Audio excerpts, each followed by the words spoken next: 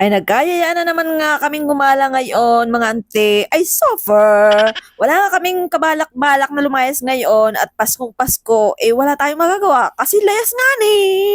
Bali naligo lang ako dyan mga ante at nagpintura ng muka habang inabiro ko si angkol nyo na tayo naman ay mamasyal. Aba, ay ang sinagot sa akin ay kaya nga ni inapagising yung mga anak mo at nang matanong kung saan gusto ay di syempre ang saya naman ni ante nyo at simpleng biro at nagkatotoo. Hala, eto na nga, paspas barato na kami paalis at ng mga oras na yaan ay mag-aalauna na wari ng hapon ay hanggang sa pag-alis namin sa bahay ay di pa din alam kung saan ang destinasyon. Hala naman, dala-dala nga namin ang aming Pajero. Huy Pajero, at nang pagbalik namin ay may masasakyan kami pabahay. Gawa na ang mahal din naman ng pamasahe ay pagka-park nga namin ng aming Pajero dini sa may Vista ay dini na kami dumaan sa loob ng Vista gawa ng mainit nga ni.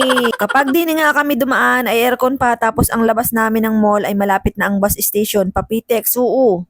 Saka para hindi din halata na nakiparking laang kami sa kanila. Huy, mas okay talaga pag ganitong lakad na walang kabalak-balak at natutuloy kesa binalak ng binalak. Ayun, drawing laang. Hindi nga halatang masyadong handa si auntie nyo dyan. Kaya naman, nakadress at patatas pa. Apaka talaga. Pagdating nga namin din sa paradahan, ay naku po, at blockbuster ang pila nga ni. Parang gusto na ni Habing umuwi kung pwede laang sa sobrang haba ng pila. Naghintay lang naman kami diyan ng 26 months. Huy, ang tagal. Para laang makasakay at ito na nga. Dumating na ang bus. Eh di salamat. Oo. Hindi na nga ako nakapag-vlog sa bus gawa ng parang nagalihi si auntie nyo. Huy, hindi naman. Nasusuka lang naman dahil sa aircon ng bus nga ni. Andito na pala kami sa Pitex. Aba, ang haba ng biyahe namin mga ante. Inabot kami ng 4 na araw. Huy, ang tagal. Sa sobrang traffic nga ni. Parang gusto ko na din bumalik pa uwi mga ante ko. Oo. Hinanap pa nga namin diyan ang sakayan pamawawa at doon na lang daw kami mapunta, sabi ni Habi. Medyo mahirap din sumakay gawa ng punuan din. Aba, kainaman. Kaya ang ending, standing ovation ang mga kawal. Hoy, buti na lang at mabilis lang ang biyahe pamowa. Mga 330 seconds and 45 milliseconds. Hala, ano daw? Eto na nga ang mas masaklap. Pagdating namin ng MOA, aba, blockbuster ang people. Apaka talaga naman. Sumabay pa sila sa amin. Dapat nag-stay na kayo sa bahay nyo. Huy, hindi talaga mahulugang karayong mga ante ang mga tao sa waiting area hanggang pagpasok namin ng mall. Pahirapan sa sobrang dami nga ni. Parang wrong moves tayo nito mga ante. Oo. Dahil nga mahaba ang biyahe namin at sobrang traffic, nagutom na kami kaya naghanap kami ng makakainan pero ang saklap mga ante ko. Dahil lahat ng kainan puno. Naka 135 na ikot na talaga kami mga ante pero wala talaga kaming mahanap.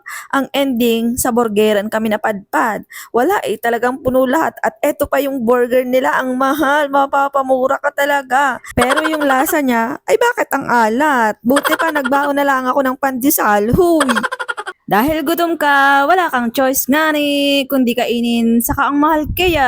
Pagkatapos nga namin magmerienda, ay nag-ikot-ikot muna kami. Naghanap kami ng magandang spot din sa mall, lakad dito, lakad doon, ihi dito, ihi doon, huy!